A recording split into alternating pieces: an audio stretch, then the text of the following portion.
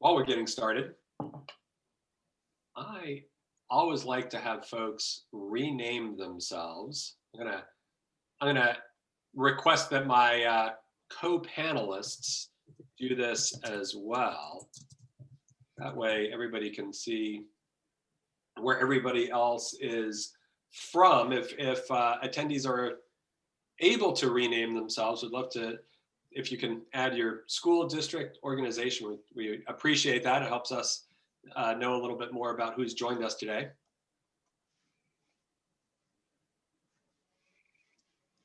I'll also mention, as we are welcoming folks in, that we will be watching the chat window throughout and looking to your questions, comments, etc., so that our panelists can tailor their comments and answers to your points.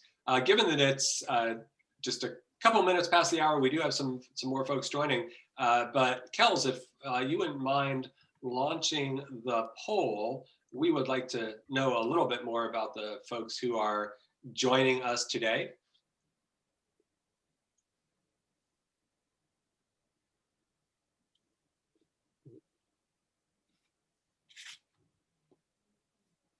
We just have 3 questions. We'd love to know if you are with a school or district, what grade levels does your school or district serve? Are you missing students who have dropped off the radar this year and or before, if it's been something you've been thinking about prior? And then finally, is your school or district currently online, in-person, hybrid, or offering multiple options?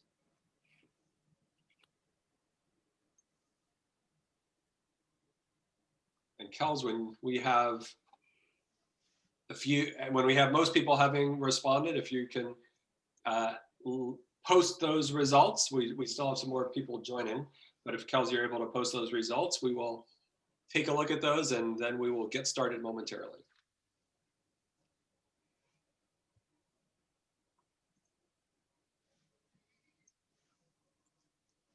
While we're waiting for those polls to get, for those questions to be answered and the polling to be done, and I'm going to get started. I want to say, first of all, thanks to our panelists, thanks to our audience for joining us today. My name is John Watson. I'm with the Digital Learning Collaborative. Today, I'm joining you from Tempe, Arizona. The collaborative is based in Western Colorado, but this morning I'm lucky enough to be in some pretty nice weather here in the Phoenix area. Today's topic is around re-engaging students. As we have been, as the Digital Learning Collaborative, watching the last year of the pandemic and its effects on schools and teachers and students, these effects have all been well documented around hybrid learning, remote learning, online learning, all these challenges that so many schools and districts and teachers face. But at the same time, perhaps one of the less recognized elements of the past year has been the way that the pandemic has shined a light on inequities and other issues that schools and districts have worked to address for many years, going back to prior to the pandemic. In fact, arguably, focus on issues of inequity, students who weren't well served by traditional schools, has been a silver lining of the pandemic, much as I'm reluctant to point out a silver lining in all the terrible issues that have been raised by the pandemic. One of these issues is around student engagement or student disengagement, which can describe anything from students in a traditional classroom staring out a window instead of really paying attention, or not signing on during remote learning, to dropping out of school altogether. A lot of these issues have been exacerbated by the pandemic, but of course there were also issues before COVID-19 hit. Right now we're in an interesting spot with the pandemic. Cases have dropped substantially from the winter spike vaccinations are taking hold. At the same time, we've got concerns about variants in the virus. It's not really clear what's going to be happening in the remaining months of this school year, and even more so in the school year to come, fall 2021 and beyond. And we're hearing a lot of districts starting to think about what can we learn from what's happened in this past year and take it forward. Some of those districts are really thinking quite a bit about how to engage and re-engage students, including and especially those that are at risk of dropping out or have dropped out. We're seeing districts that are seeking to bring students back in to the district. Maybe they've dropped out entirely. Maybe they've gone to another school. We've seen a lot of students shift out of district schools into private schools, charter schools, home schools, just a combination of all those things. With all those ideas in mind, we've brought together 3 leaders from different schools that have been working with engaging and re-engaging students, and again, have been doing that in a variety of ways pre-pandemic, as well as 2 folks from Strong Mind who have been helping their own schools with these efforts. Before we go to those, Kels, if you could put the poll question up, or the poll results one last time. I just want to touch on that before we move on, introduce folks. So we have mostly folks who are working across all of K-12 or pre-K-12. Not too surprisingly, everybody is with a school or district that has been missing some students who have dropped off the radar. That's not a surprise. And then finally, we see really a mix of options, 14% offering online, about 3 in 10 hybrid, 14% in person, and then nearly half offering multiple options. And again, that's a lot of what we see going forward as well, a lot of the planning that we're seeing for the coming year. All right, with that introduction, I want to start putting some questions to the panelists. I also want to remind everybody that in the audience that we are watching the chat window for your questions, for your comments about some of the things that we're talking about. We have with us Nathan Gorsh, who's the principal of the Academy Online High School, the Village High School in Colorado Springs. Josh Sharpent. Josh, I don't know how to pronounce your name, I just realized. I should have looked prior. Can you tell me how to pronounce your name? I do it with a Boston accent, so it would be difficult for you anyway, John. Josh Charpentier. All right, I'm glad I didn't even try.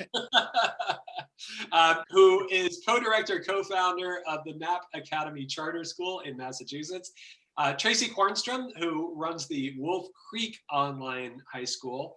And then from Strong Mind, Yvonne Metcalf and Melissa Sloan.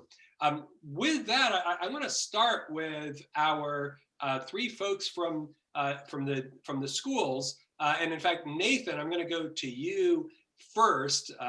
Pre-pandemic, we visited your school. I had the pleasure of visiting your school in Colorado Springs, where you told us about the number of students that had come into the Village who had not previously been enrolled in your district. So I'm wondering if you could just start by telling us a little bit about the Village, a little bit about that background. How did the school start? What's your role in it? And just give us an overview so we can get started. Yeah, and I'll do my best to do this quickly because I can talk a lot and I kind of like the place. Yeah, so we were Academy Online High School for about 7 years, where we were a fully online school serving. The idea was to be able to serve kids around the state. But then what we quickly realized was all of our students were enrolled in our county. So I became principal with this idea of really moving to more of a blended environment that I felt like would better meet the needs of kids. And so we actually are no longer Academy Online High School. We are now officially Village High School. We had a transition where we were the Village at Academy Online, and now we're just Village High School. But we started with 25 ninth graders in the back of a modular behind one of our traditional high schools, and kind of said, if we were to reinvent school, what would it look like? With the understanding it probably wouldn't look like what our schools look like today. Fast forward, we've been around for 6 years. We're in our 3rd building. We've got 360 kids. And to John's point, in Colorado, we're choice. So truly, students can cross boundaries. They can go to whatever school they feel like would best meet their needs. And right now we're about 43% out of district. And in Colorado, the money follows the student. And so we bring in about an additional $1.4 million into our district. And so we're able to serve kids. We've actually got students that live up to an hour away from our school. Our model is really built on a combination of online and in person, and really are trying to create more of an adult workplace type atmosphere. Even pre-pandemic, it was come in if you want to come in. If you don't come in, you're still responsible for it. Really kind of this idea of the remote workplace, but also a place that kids can come, need to come and be able to connect. So it's been really cool. The best part is our students have really engaged with it. Most of our students that come to us have heard about it from another student or another family. We don't really advertise much. We are part of a public school district. We're a public school within it.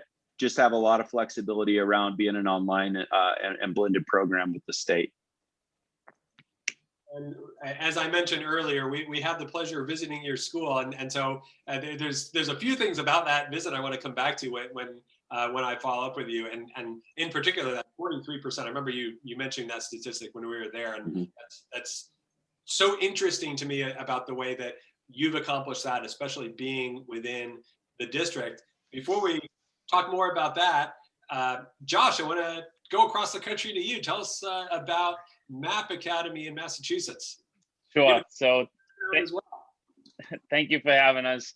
My name's Josh Charpentier. I'm one of the co-founders and co-directors of MAP Academy Charter School in Plymouth, Mass.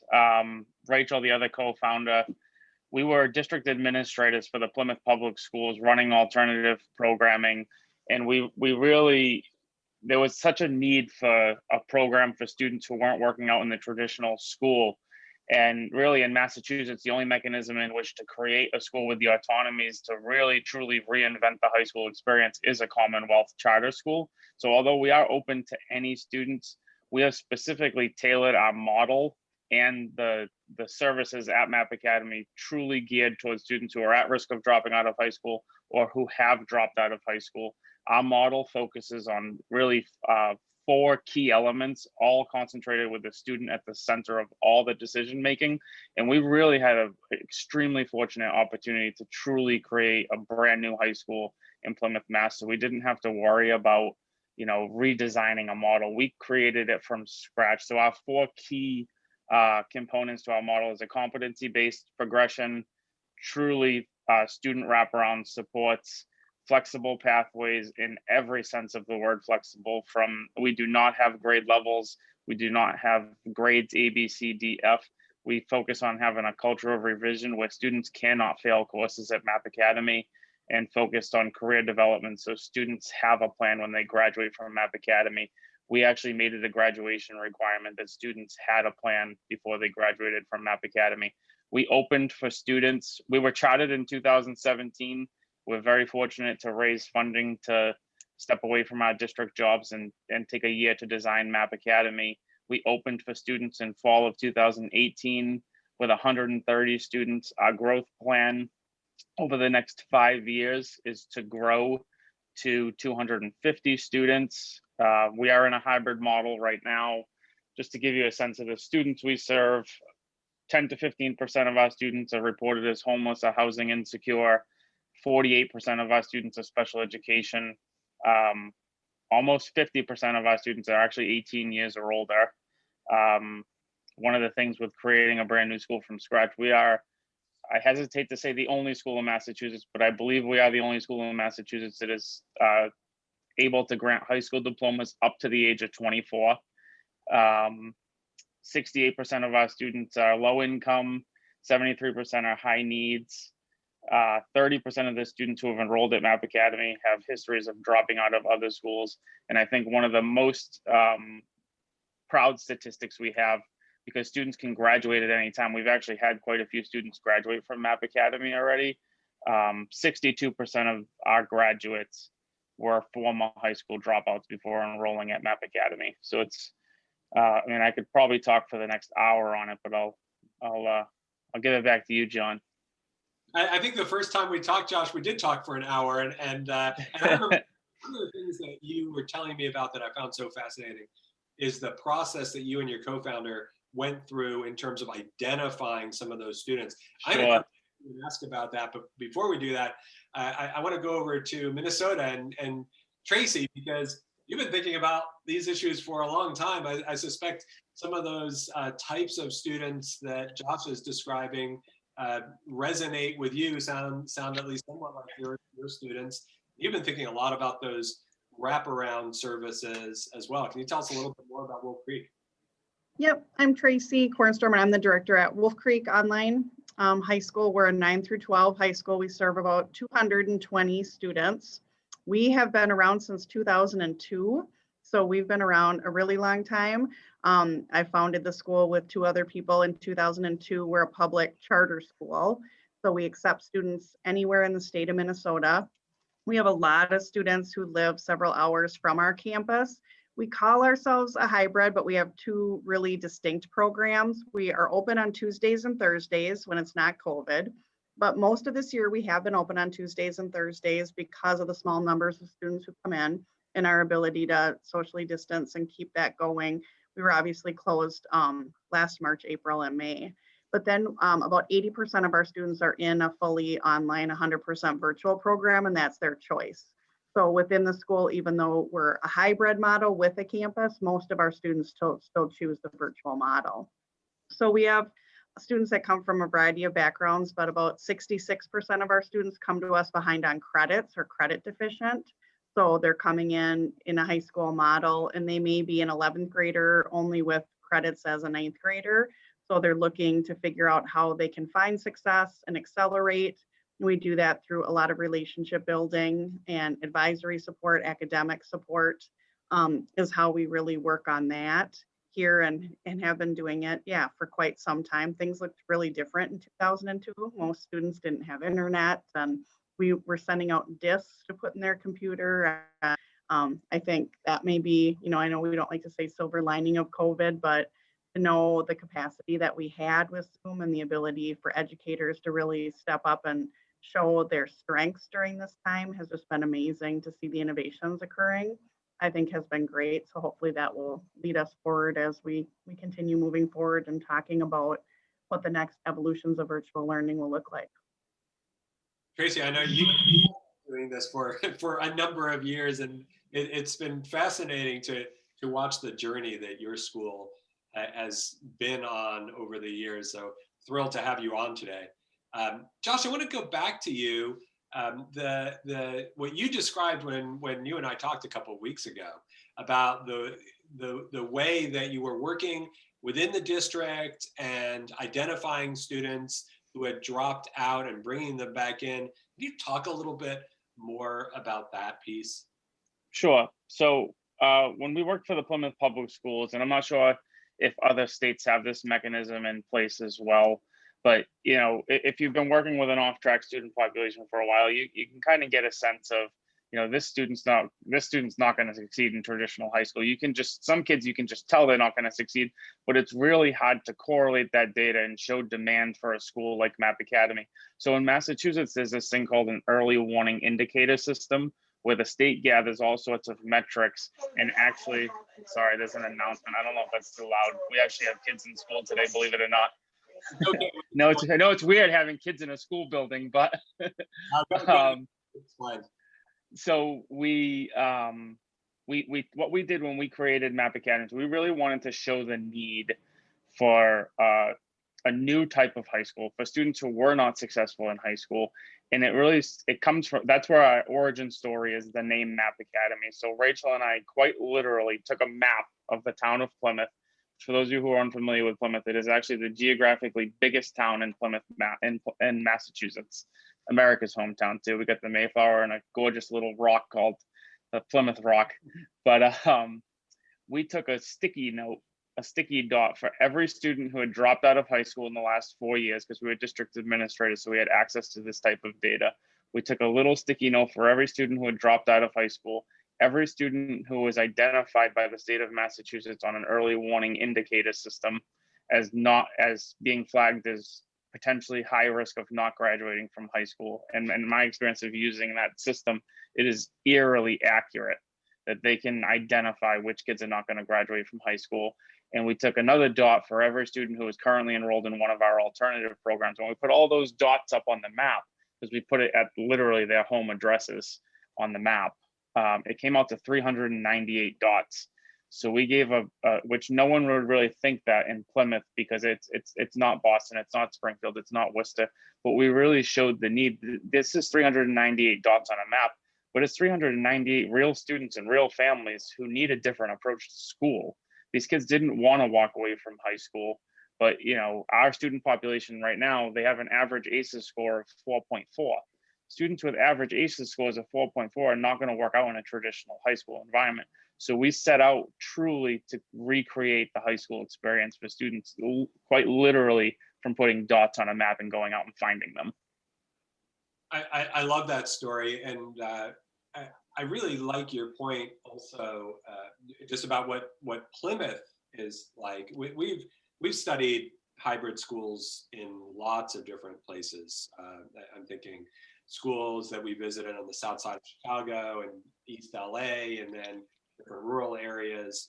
And it's always notable to me that even in many of the districts that are considered high performing, they still often have 5, 7, even 10% of students who aren't graduating. And just like you're talking about, those are lives. And it's hard to argue that dropping out of high school is a good start to life, right? And it doesn't matter where the student is coming from geographically.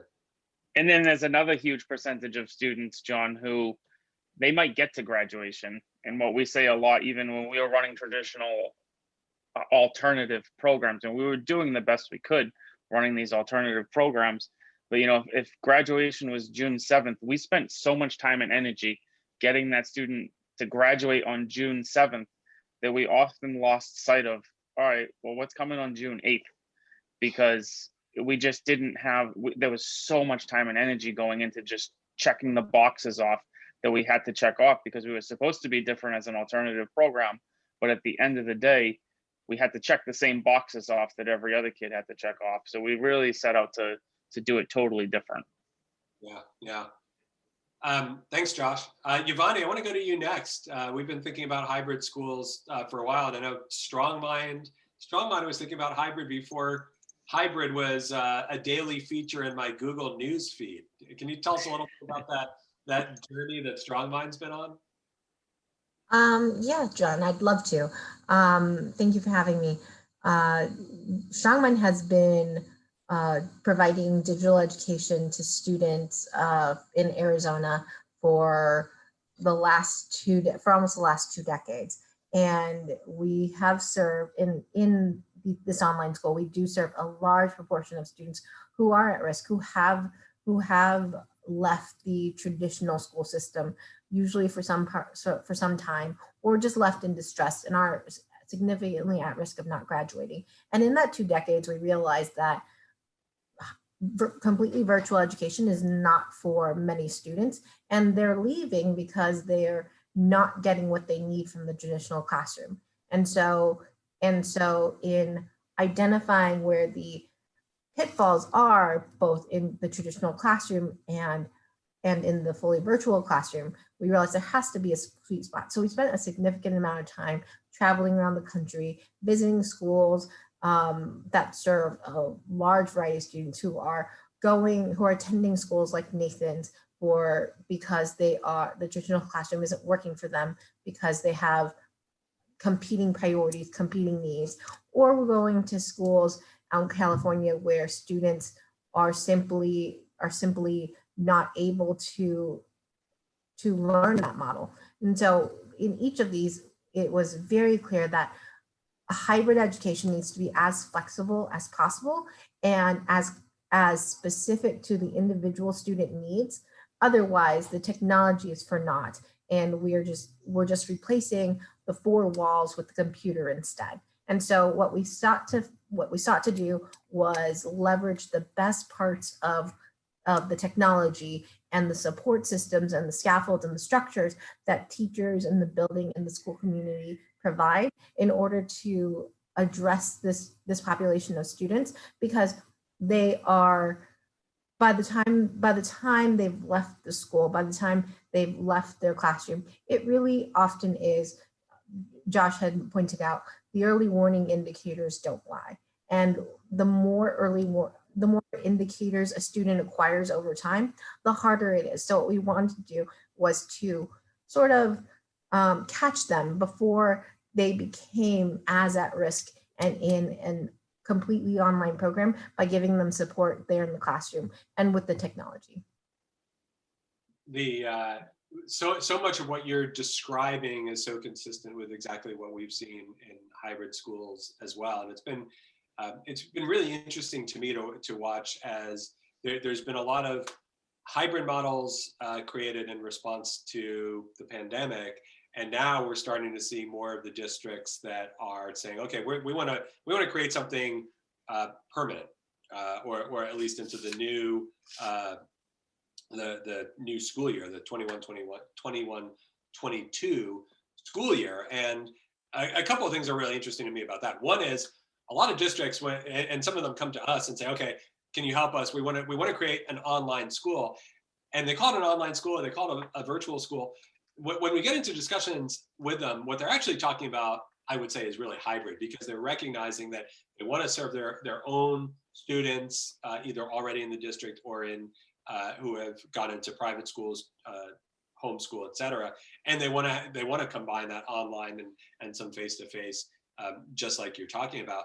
The other thing, and we're seeing this quite a bit as well, a bunch of districts that we work with, we were asking them about, okay, what does your financial situation look like? Because there's been all these expenses related to COVID.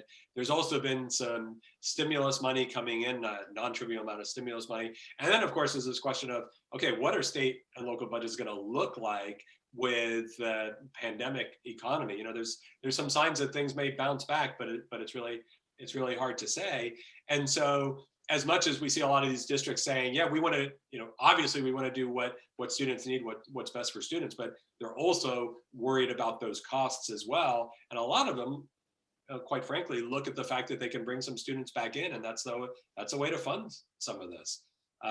Nathan, I want to go back to you, because first of all, that statistic that you've shared about the 43% of students from who weren't formerly in your district, but then the other piece too, which is really interesting to me, is you've got a student population, a very, very wide ranging student population. And I wonder if you could talk a little bit about that. What brings them into the village in terms of what are their different interests, life stories, et cetera? Sure. So just to piggyback off your point, when we were a fully online school, we were 10% out of district. And then when we made kids start coming in, we jumped to 43% out of district, which kind of defies logic, right? But I think there's a lot of families that don't want a fully virtual experience. They want the ability to come in, and that's actually a little bit more attractive to a lot of our families.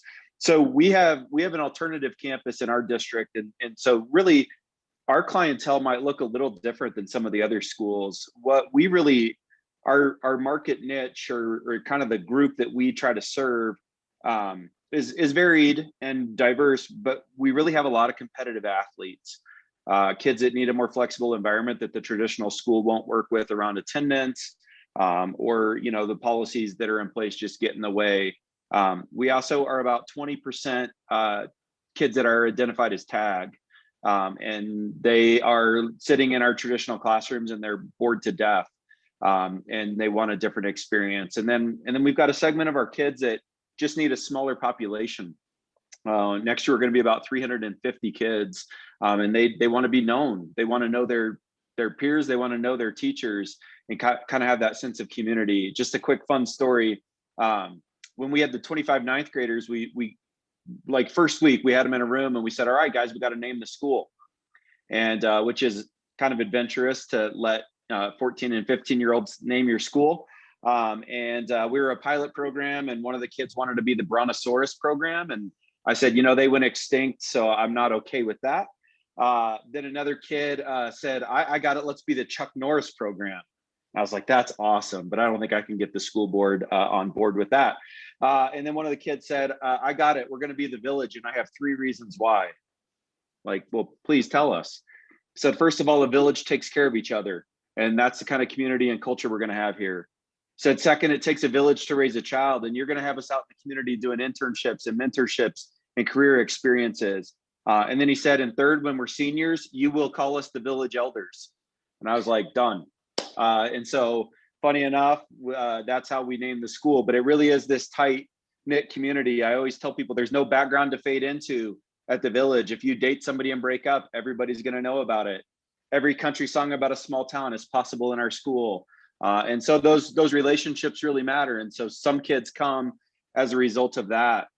But we really kind of moved from this, what I would say were school avoiders and people that students that were really struggling to find a place to we still have some of those students and we're able to address their needs, but we've also really attracted this completely different group of kids who the traditional school is not meeting their needs, not because the student has some sort of deficiency, but because that student actually wants to go faster or wants to be able to pursue a passion and school's getting in the way for them.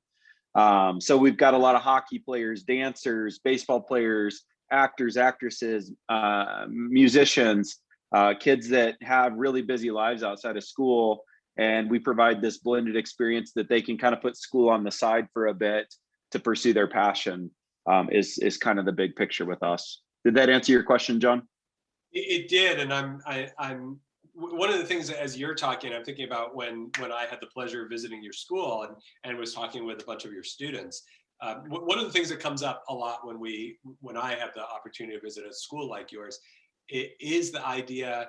They tend to be small. A lot of them tend to have a waiting list of students getting in, and I feel as some people look at a school like that and feel like, okay, that's a small, relatively small segment of students, but the students will tell you, when I put the question to them, how many of your friends, your classmates from whatever school you came from, do you think would like being at the village? And the answers all range from about 50% to all of them. And these are students who are so bought in. And that's not to say that there are plenty of students who are well served by a more traditional school model, but I think overall it's just underappreciated that what your kind of model and Josh and Tracy's schools as well, it's not a model that's really set up just for a small segment of kids. Kids respond to what you're doing. Mm-hmm. Yeah, we talk a lot. Our kids vote with their feet, and whether that be choice or whether, even our attendance policy, like I don't follow up on attendance. Kids, if they don't want to be there, they don't have to be there. We have our electives in person, and if you miss, you're responsible for whatever you miss, just like in the adult workplace. And yet, if you were to come on any given day, you'd see most of our kids there, which I find fascinating. But that's because, again, those relationships matter. And then the elective experiences that they have in person, we've got some very unique electives. We really use digital tools to be a very efficient way to kind of get through content. And then what we do in person with our electives is really engage kids in deep, meaningful experiences. So everything from a conspiracy theories class to a beekeeping class, to a voices in conflict where we look at social issues, to a rock climbing class. We've got an elite athletic performance PE that actually meets on a college campus and works with the strength and conditioning coaches there, really trying to create, thinking about it more. I'm not really a tech guy, but I'm fascinated by Silicon Valley and the tech industry. And if you look at the tech industry, what they do when they design a product is they think about the end user first, and then they back off from that to design all the processes to ultimately be about that end user. And I haven't visited Josh's school or Tracy's school, but I feel confident saying all of our programs think about that end user first. What does the student experience at the end of the day feel like, look like? And then let's build it back from there instead of, I think, and I worked in a traditional school for a really long time. We built our system and then tried to fit kids into it. And that user experience was really secondary and kind of to be honest with you, the last thought, versus what we're able to do is really think about that end user first and then design our systems and processes accordingly. I got a couple of family members I'd like to get into your conspiracy theories class. Can you arrange? So, well, and here's a fun here's a fun way that came about is we had a bunch of students sitting around with one of our staff members, and the staff member said, "What do you guys want to learn about that right now we don't have a class?" And one of the kids is like, "Conspiracy theories," and next thing you know, there's like 5 of them. And so then the teacher, frankly, I think it was an excuse for him to be able to watch a bunch of really crazy documentaries and say he was doing homework. But anyway, yeah, it was pretty fascinating. You know, you mentioned Silicon Valley as well, and I also have not been out to visit either Josh or Tracy's schools. I know the case with your school and at least some of the other hybrid schools. We've seen hybrid schools in all sorts of different configurations, buildings, et cetera.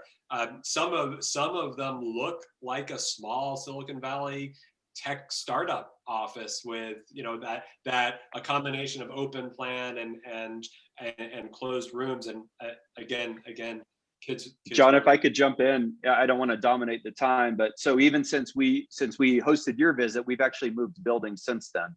Okay. So we're in an old bank corporate office. And so literally we took what was a corporate office for a bank and turned it into a school, which has some traditional learning spaces, but most of it feels more like an adult workplace because we want students operating in that space that when they leave us, going into that adult workplace feels familiar to them. So it really is about that design of the space as well. Excellent. Thanks, Nathan. Melissa, I want to go to you next, because one of the things that StrongMind does with some of the schools that you work with is helping them with student engagement and re-engagement. And in my experience, that's not always something that school districts are accustomed to doing. So can you talk a little bit about that? Yeah, thanks for having me, John. And it's great to be here with everyone. These stories make me want to go back to school. And I'm getting pretty old, but these are amazing stories, and it's great to hear everything exciting that's going on, right? Because so much we get right now is the hard stuff. So, and not that it's not hard, but it's nice to see all the hard work blossom into what you guys are doing. So we're really excited at StrongMind that we can offer special marketing solutions to schools. There's a lot of people that I've worked with that are like, well, we hired a marketing company to help us attract some students, but they didn't really understand the education space.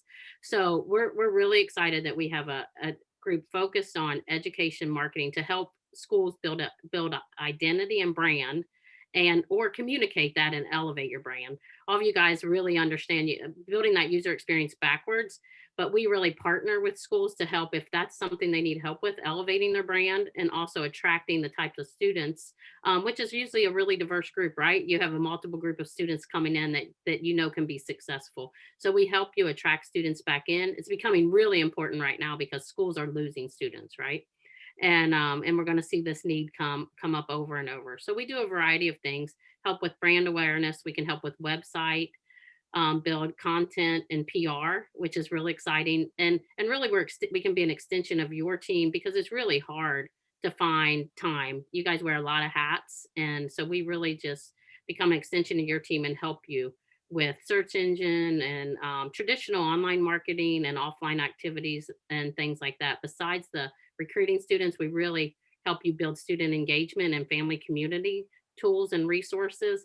Just really like I said, trying to help you guys build that and get the word out about all the great things you're doing. So it's really fun to do, and we're excited to just partner with as many schools as we can to help them. Thanks, Melissa. Yeah. Yeah, and I've seen some of the work that you and the team have done, and it's been fantastic. Tracy, I want to go to you. One of the things that's clear. So Yvonne touched on this. Both Josh and Nathan have touched on this as well. Just the idea that a lot of hybrid schools really are able to focus on the relationship that students have with a variety of adults and the supports that they have in place. And I wonder if you can talk about what that looks like at Wolf Creek.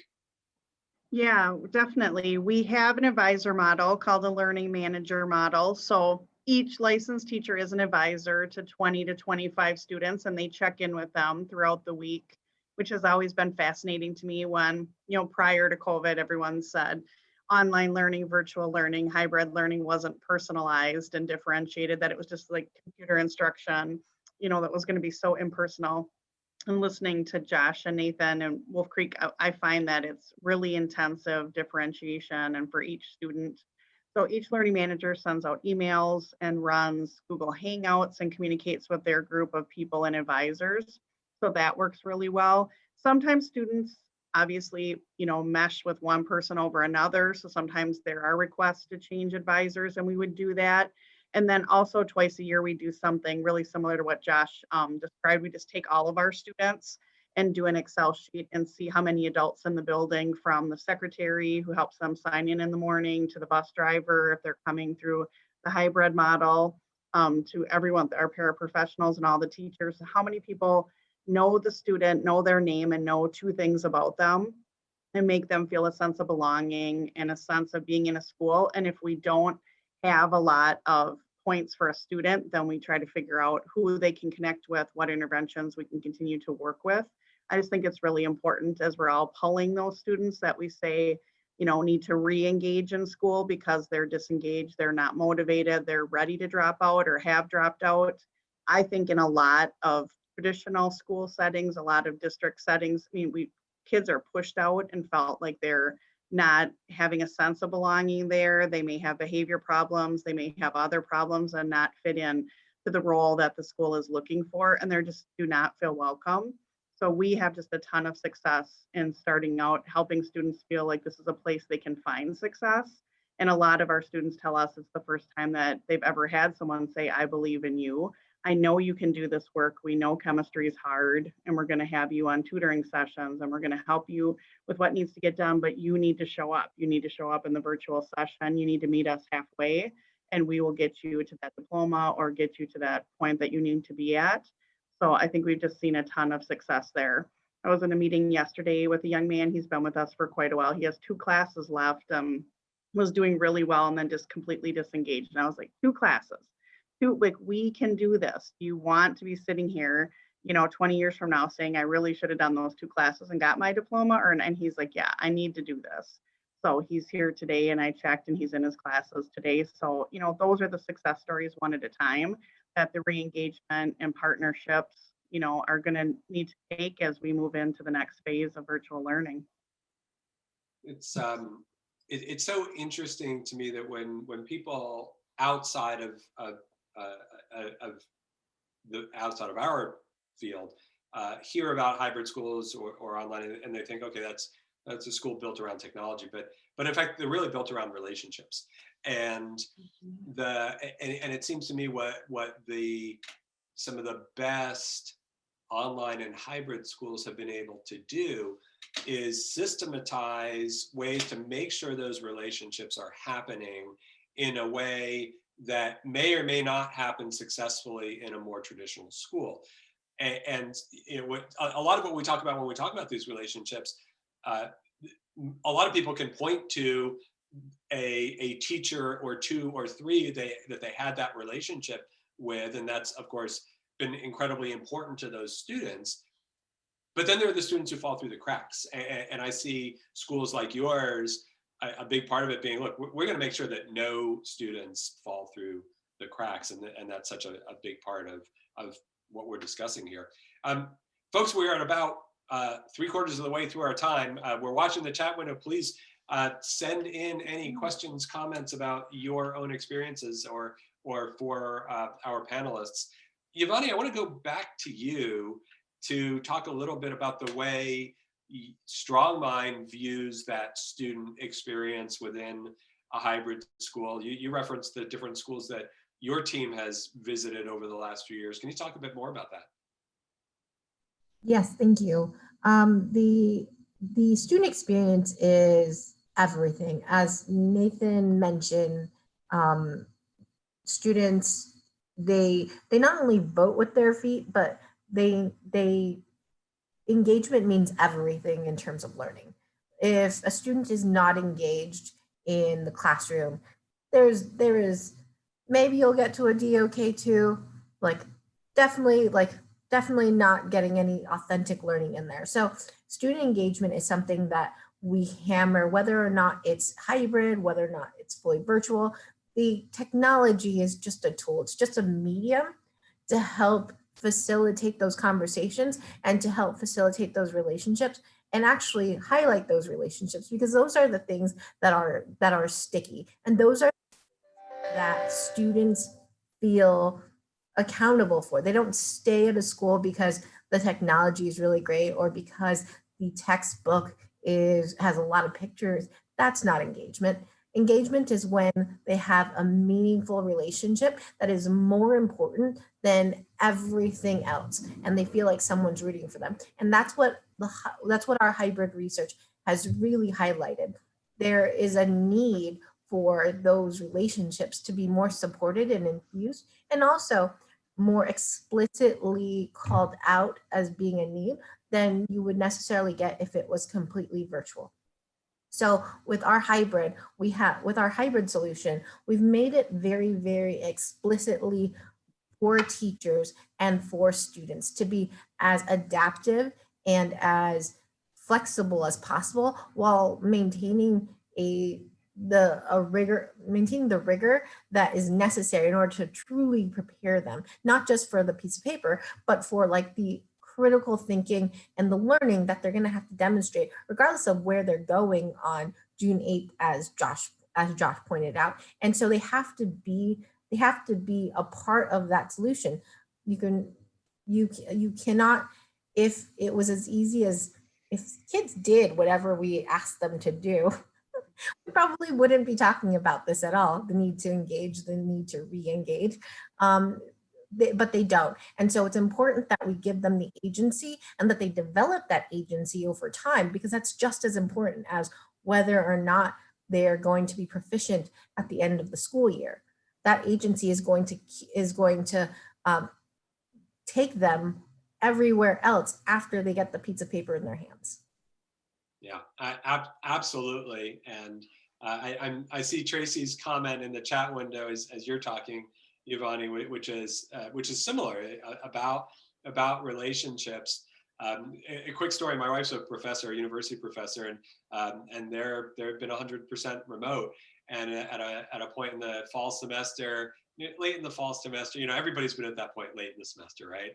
And Sharon said she had a late afternoon class, and she said, I got nothing prepared. It's just kind of like, I'm at that point. I don't know what I'm going to do. And I somewhat flippantly said, just get online. Those students are going to love having you on. And she didn't really have anything prepared. And they had a long conversation for 90 minutes about what these students were doing, what they were seeing. When she was done, she said, they loved it. And this is a university. And my response was, they haven't had a professor show that much. She's at a big university. They haven't had a professor show that much interest in them personally, maybe ever. And that's what it's all about. Josh, I want to go back to you and talk about the way. So you talked about at the start the way you were in the district. You and your co-founder were in the district, and then there were reasons that you went the charter model.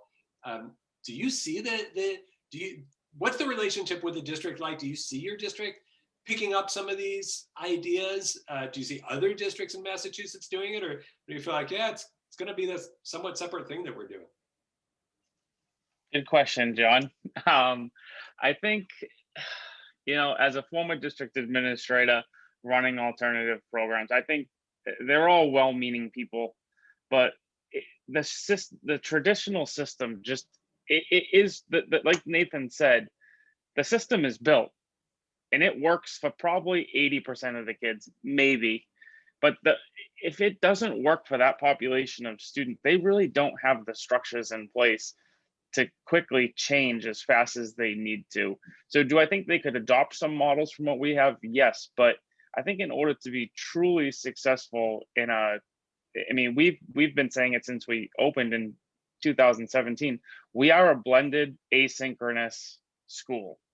To do blended asynchronous school correctly, you cannot have grade levels, you cannot have grade periods, and you cannot have traditional curriculum. And if you eliminate those three things in a major district, it's really hard for them to get their heads around how to operate. I don't even know if I could get my head around how to operate that. We are a small school. We'll never have more than 250 students. And within our school, we have smaller studios of people working with students to truly do blended asynchronous learning. Because if you think about the type of students that we serve, and it sounds very similar to the type of students that Tracy serves, and could probably work for the students that Nathan serves as well. But specifically the kids that we're talking about here at MAP Academy, I mean, if you're going to a shelter at night, or you're sleeping on a friend's couch during the day, or you're working overtime to help your family, or you're on probation, chances are that algebra course isn't your top priority at the moment. So we had to create a model that would allow to be truly asynchronous, so that when a student had to press pause, the school model adjusted for them. And in a traditional environment, a kid can't press pause. The curriculum in the class continues to move on. And it moves on so quickly for some kids that no kid wants to drop out of high school. Nobody wakes up in the morning and says, I'm going to drop out of school today. But they get so far behind because that class kept moving. Yeah. And at some point, so I don't know if a traditional district could adopt in a way that we've changed so many things to really, I mean, we've said it from the beginning, we do high school differently. Yeah. And it's interesting. One of the reasons I was so excited to find out about MAP Academy is that I wasn't familiar with schools like yours in Massachusetts. And Massachusetts doesn't offer the same level of flexibility as some other states. I'm going to go back to Nathan in a moment. I believe that the Village is still run officially as an online school under Colorado regulatory structures. Nathan may correct me on that, but I know whether the Village is or not, there's a number of schools in Colorado that are officially considered to be an online school, even though they're a hybrid school, and that gives them some of the flexibility. And then I'm familiar with a number of other schools in Wisconsin, for instance, which also has a tremendous amount of online and hybrid activity, where I've seen a number of schools within a school. So it gets to your point about, okay, how do you set this up within a traditional school or district? Part of the way they've done it, I've seen it, is there's this wing of a big high school where they're breaking down some of those classroom and grade level barriers. So super, really, really interesting. And by the way, I'm hoping you're going to be able to make it to our conference to talk about basically, hey, if we could do this in Massachusetts, we could probably do it anywhere. Yeah, the state of Massachusetts has been very supportive of MAP Academy. They've helped us a ton in innovating. It's not always the easiest to report back on data, but just quickly, and I could probably talk for a long time about this, but what we have done, and it really took 2 years to get it approved, so it's not fully implemented yet, but it will be fully implemented by this summer, is we've essentially replaced grade levels with student phasing. And it's not necessarily a student facing mechanism, because we do have a phase 0 student, which is a student who is not engaging in school, but still on our enrollment, because we're trying to find them, because if we're not looking for them, no one else is. And it goes up to phase 4. And if you can imagine just like a J curve, that phase 1 student, a lot of time is going to go by before we see some progress. And then phase 2, phase 3, and then once you get to phase 4, there's some light at the end of the tunnel, and graduation is a possibility. And we've actually wrote an accountability plan to designate what each phase should be able to do while they're in high school. And that phase 0 is truly just to walk through the doors of the school. Yeah.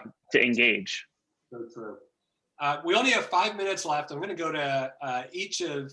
I'm going to go to all 5 of you for a quick closing comment. Before I do that, Nathan, I do want to go back to you just for 30 seconds or so. Can you talk about how the district as a whole are you seeing changes in other schools in the district responding to what you've set up at the Village, or do you feel like it's still mostly your own thing?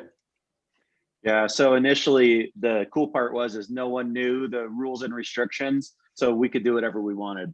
And we did, because we were the only ones that knew anything about it. So Colorado, the wild, wild west, like that's how we operated. But now we've got, obviously with the pandemic, but also we started stealing kids from the other schools. So there's actually 2 traditional schools in our district that actually have created programs to be school within a school that are kind of miniature versions of our program within their schools. Yeah, excellent, excellent. All right, we just have 4 minutes left. I would love to have each of you. I'm going to start with Melissa, and then I'll go to Yuvani, and just final thought to leave our audience with. Melissa, you first. Okay, thanks. Just quickly, you guys have such inspiring stories and you're doing such great work with kids. And if there's anything we can do to help get the message out and share your stories or help in any way, we would love to be part of that. And thanks for letting me be part of this today. Yuvani. Thanks, John. We're very excited to be releasing a research paper that underpins a lot of the foundational core of our hybrid development. And so we're excited to share that soon with everyone on the Strong Mind research website. So please look out for it and let us know if there's anything we can do. This is definitely something that is universal, is a need universal in all districts, no matter how high performing or affluent the population appears to be. Thanks, Ronnie. Josh, I'll go to you for your final comments. If I hear one more school leader say we can't wait till COVID-19 is over so we can go back to normal, I might go crazy, because I think that COVID-19 has just shown more that traditional school doesn't work. It needs to change. And I just hope other school leaders are motivated to change some things to work for all kids, like we are here at MAP. Thanks, Josh. Nathan, I'll go to you, and then Tracy, I'm going to give you the last word. Nathan. Yeah, so Josh used, 80% of kids are successful in most schools. And unfortunately, I think some people are okay with that number. I'm not. I mean, that's 20% of our population that we're missing. I compare it to most schools. We make you run a race as a group. Don't go too fast, don't go too slow, stay with the group. Whereas everything else in a kid's life is personalized, except for when they go to school. And then we force them into a box at school. And I think the pandemic is exposing that. I think parents are asking more questions than they've ever asked. And I think as a system, we got to be ready to respond to that and answer that question. Thank you, Nathan. Tracy. Yep. I mean, I would just say, I know that the discussions around virtual learning, finally, people are embracing virtual learning, looking at hybrid. I would say, I always think like go slow to go fast. I just read a newspaper article in Minnesota, 80 districts are going to open virtual academies in the fall. And I do hope that people will look to people who've been doing this for a while, look to strong partnerships, and look to people who have some expertise instead of everyone trying to go really fast, be the first person out of the gate with their virtual academy so that they can get the kids. We want high quality programs. That's our mission and the mission of a lot of the organizations I'm a part of in Minnesota. So I really hope that we'll all continue to advocate for students and make sure that we don't just have cookie cutter academies, and that we're really able to differentiate and form those strong partnerships, which I think were talked about really well today. Thank you. Thank you, Tracy. Folks, Denise put some a website in the chat window with some additional resources. And I know that the Strong Mind folks would be glad to follow up on any questions. I want to say thanks to everybody who joined us today, and especially thanks to all the panelists. I love spending an hour listening to you. Really appreciate your time. Signing off for this afternoon. Hope to see you all again soon.